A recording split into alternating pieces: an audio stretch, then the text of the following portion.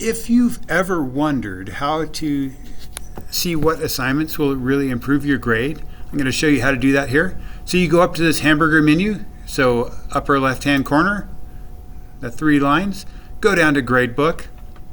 And this is a pretend student who hasn't done anything yet. So I'm in the Gradebook. I can see all my grades. They're all zeros because I'm so far behind.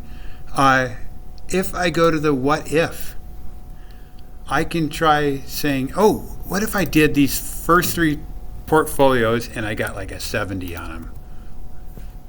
What would happen if I got a 70 on these 3 portfolios? Click on recalculate. Ooh, that gets my score up to 33 almost. So I'm going to go down here. There are a bunch of quizzes that I haven't taken. There's only 1 test. So yeah, what if I caught up on these quizzes? So 70, what if I only did 3 of them?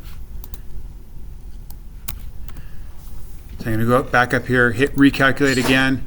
Now I'm up to 41. So I'm going to need to keep going on these quizzes in order to get my grade up to passing. I hope this is helpful, and let me know if you have any questions.